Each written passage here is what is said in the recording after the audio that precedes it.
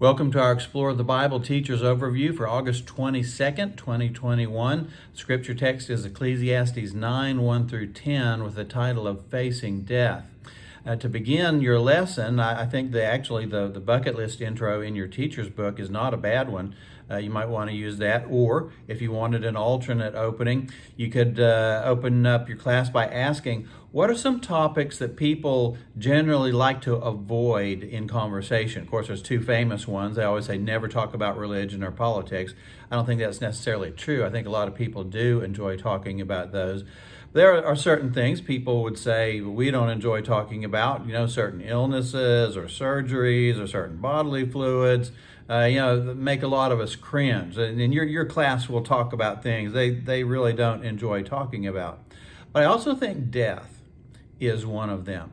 A lot of people don't like to talk about death. They don't like to think about death, and yet we should, because it is such a basic and totally pervasive part of life. And death is the topic of our focus passage today. They gave it the title, Facing Death. Who faces death? Well, we all do. You talk about an applicable lesson. You couldn't have a topic that is more relevant to every passage than this one. We don't all have marriage issues. We don't all have children issues because we don't all have kids. We don't all have work issues because we don't all work. We don't all face extended health issues because we don't all have that. But we all face death. And in fact, this is one of the key truths that we want to communicate in this lesson is the universality of death. It's not that some die and some don't. And of course, we have the caveat, the usual caveat, unless Jesus comes back first. But unless he does, we are all going to die. It is universal. You could not pick a more applicable topic. But yet people don't like to talk about it. Many act as if it doesn't even exist. Famous mystery writer Agatha Christie wrote in her autobiography, "I cannot see why people are always so embarrassed by having to discuss anything to do with death." She said, "Dear Edmund Clark, my agent, always used to look most upset when I raised the question of, yes, but supposing I should die. But really the question of death is so important nowadays that one has to discuss it. As far as I could make out from what lawyers and tax people have told me about death duties, very little of which I ever understood, my demise was going to be an unprecedented disaster for all my relations, and their only hope was to keep me alive as long as possible."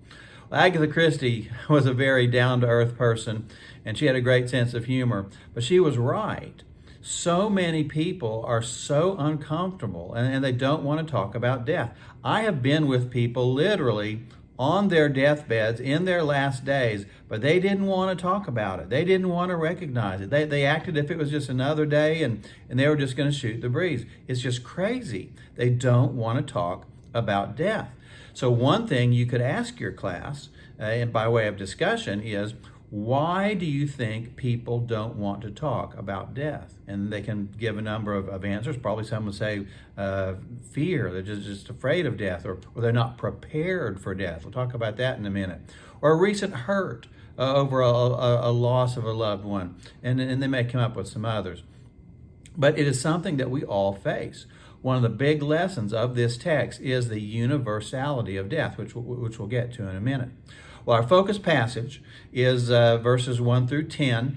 I myself might give this lesson not just facing death, but I might call it living life and facing death, because this passage really involves both of these, living life and facing death. And I myself would divide it into 3 points. Number 1, the uncertainty of life, verse 1. We'll get to that in a minute. And then number 2, the certainty of death, verses 2 through 6. And then number 3, the appreciation of the life God gives, verses 7 through 10. So we'll look at those just real quickly. Point number 1, just the uncertainty of life. Verse 1 says, we don't know what to expect. Our whole lives are in the hand of God. Only God knows what's going to happen. Proverbs 16:9 says, the mind of man plans his way, but the Lord directs his steps. In other words, we think we know what we've got planned. Doesn't always work out that way, does it? Sometimes I've been in seasons of my life and I thought, okay, I know what's going to happen. I know what's going to happen in our home life, our family life, our church life. It's all planned out. It's going to be just like this. I know just how it's going to be. And then God shows me it's not going to be that way. 2020 I think it was in February 2020, me and several of our folks from our church went on a Mexico mission trip. Going on a mission trip, we came back and the whole world was upside down with COVID, and it was a whole new world. And all the plans we had, all of our church plans, everything was out the window. We think we know what's coming, but it doesn't. So you and your class might share what are some times that unexpected things happened that made you deviate from the plans you thought you had. Our lives are going along like normal, and all of a sudden, blank. What happened? And you got things like that. We've all got stories like that, so you could share about the uncertainty of life. So the lesson of this first point of verse 1 and this first point is that life is uncertain from our perspective. God holds it in his hand. It's not uncertain in his perspective. But love or hate, death or life, we don't know, but God knows, which is why we need to walk with him every day and entrust ourselves afresh and anew to him every day. But life is uncertain.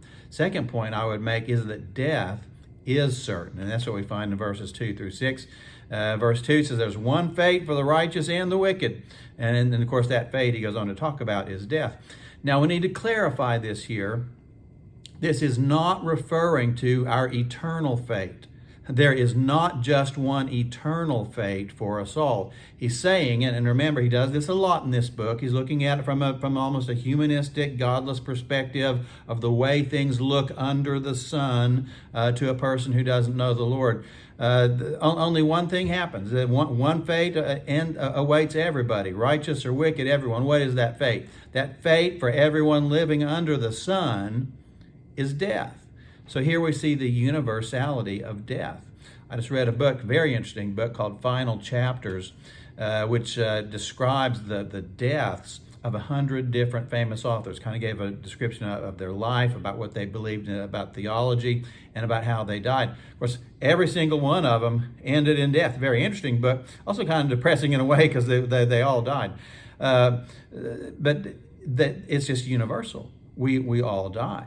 Some of you old timers may remember the old line from Brian's song where he says, all true stories end in death. Well, this is a true story. Well, all of us can say that. Our story is going to end in death. After President McKinley was shot by an anarchist in Buffalo, New York in September of 1901, he was dying. And his biographer wrote, as his friends and family stepped back against the walls, his wife took his hand and leaned down to kiss him. And the president said, goodbye, goodbye all. And moments later, he whispered in Ida's ear, it's God's way, his will, not ours be done. And she whispered back to him, I want to go with you. And the president said to her, we are all going, my dear. Then he slipped back into a stupor and he whispered the words to his favorite hymn, Nearer, my God, to thee. And he died at 2:15 that morning. But see, what President McKinley, who was obviously a godly Christian man, said is so true. That's the whole thing right there. We are all going. We are all going. Death is universal. You could use that story if you want to, or you could use a number of others. There's so many examples of it. We are all going. We are all going to face this experience called death. So we need to apply this. What should it mean to us that death is universal? And you might want to, as part of your class, have your class help you to apply this. Ask them, what application should we make of this? Because death is universal, how do we apply this? What actions should we take? What attitude should we have? And take their suggestions and talk about how they think we should apply that truth. And probably number one best answer is we need to be prepared. We need to be prepared for death. Because it is universal, we need to be prepared for it. There's lots of ways to prepare for it with a will and executor and insurance and all kinds of things. But by far the most important way for us to be prepared is to be prepared spiritually. I remember one time receiving a call that there was a man in the hospital who had just been told that he was dying. And the person asked if I would go see this man. Of course I did. And I went into the room not knowing what to expect, but surprisingly, the man was kind of upbeat. I was kind of surprised because I'd been told he wasn't a Christian. But I walked in, and the man said, "Oh, don't worry, Pastor." He says, "I'm all prepared." He says, "I've got my insurance. I got my will updated. I've got the service picked out, all the details." He goes, "Don't you worry. Everything's prepared and ready." It just gave me a great lead in. I asked him, I said, "Well, you say you have all of that ready. Is your soul ready?" And I shared the gospel with him. Well, his soul was not ready. The single most important thing he needed to have ready was not ready. So emphasize to your class the importance of being spiritually ready for death. Share the gospel. This might be the place in the lesson here where you share the gospel. Man, might give them an opportunity to pray and put their faith in Christ right at this point in the class. Now, talking about different ways that we apply this, perhaps another answer somebody in your class might give is, well, we should appreciate the life we have because death is universal. Well, that takes us to the last point, point number 3. Appreciate the life God gives, verses 7 through 10. Verse 7 says, go eat and drink, etc. Sounds kind of like a famous line, doesn't it? What is it? Eat, drink, and be merry, for tomorrow you may die. And there is some truth in that. We should enjoy what God gives us. One way you could involve your class here is to have them explore the text. Tell them, look at verses 7 through 9. What are some of the things he mentions in this text that we should appreciate while we have time here on earth?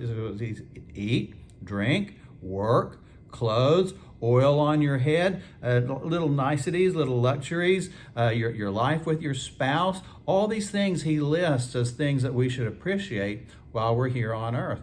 And you could ask your class, is there something in light of this that you don't appreciate the way that you should? But God's showing you, I really need to appreciate that. When I lost my ability to stand in 2012 due to an illness called POTS, thank God I'm recuperated from it now, but for a while I couldn't stand, I couldn't preach, I had lost so much. And when I recovered from that, it felt so good just to be able to stand, just to be able to walk down a park trail and to be able to preach again after I'd been out of the ministry for 2 years. It just made me appreciate so many things. Being able to sleep through the night, because when I had that illness, I couldn't sleep. So many things I appreciated. And there may be a number of answers from your class, just things that we should appreciate about life. We should be constantly appreciating. We should be constantly thanking God for everything that we can do. If we just did this one thing alone, it would keep us praying without ceasing, like 1 Thessalonians says. Pray without, just thanking God all the time for everything that we're able to do. But listen, for us Christians, it is not just eat, drink, and be merry.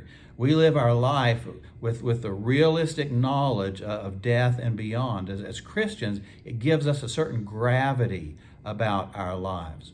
Robert Caro says that one time Lyndon Baines Johnson was out at his ranch in Texas.